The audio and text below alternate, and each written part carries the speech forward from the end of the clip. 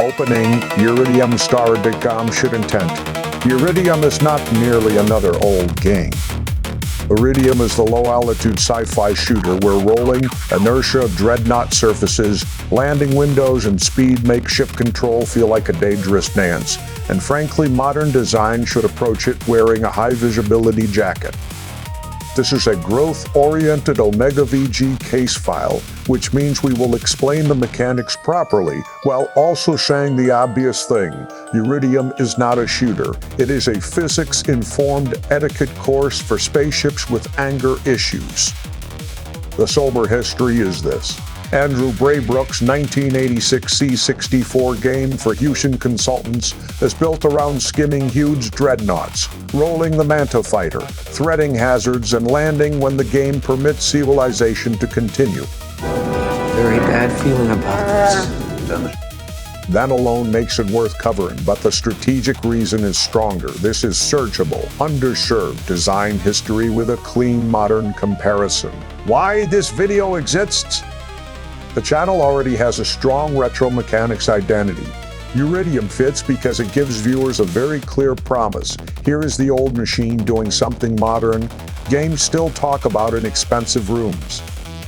It also gives the algorithm clean hooks, platform nostalgia, game-specific search, design ancestry, and a ridiculous thesis that is funny enough to click, but mechanical enough to retain. It looks like a tiny spaceship flying over long gray rectangles. That is the surface red, and the surface red is how great games get buried. The entire game lives in the feel of the ship and the way the surface becomes both stage and threat.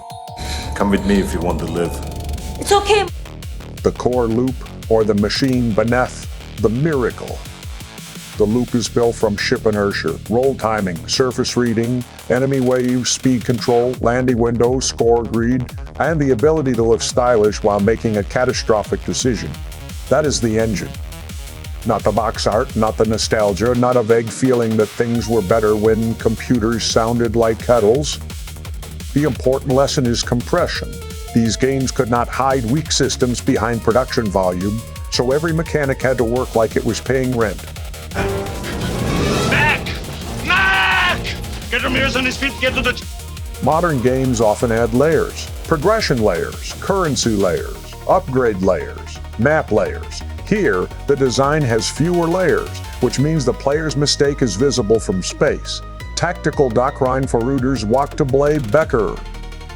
Roll early. Late style is just wreckage with confidence.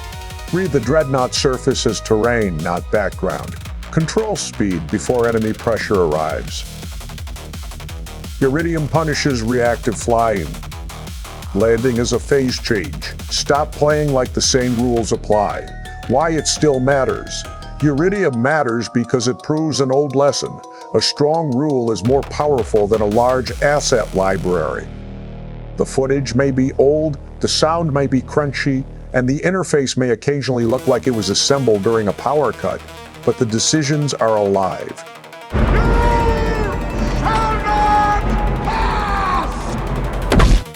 It repeats its core idea aggressively, but the core idea is so good that repetition becomes ritual. That is not a fatal flaw. That is the cost of a game that trusts the player to meet it halfway. Modern Uridium, the remake they fear. A modern Uridium should keep the flat-out surface speed, strong ship identity, and landing tension, then add challenge routes without losing arcade purity. The remake doctrine is simple. Keep the pressure, keep the readable consequences, keep the restart speed, keep the feeling that the game is smaller than modern titles, but somehow more awake. Case file closed. The reasonable verdict is that Uridium is a historically important Commodore 64 design case study with mechanics that still explain themselves through play.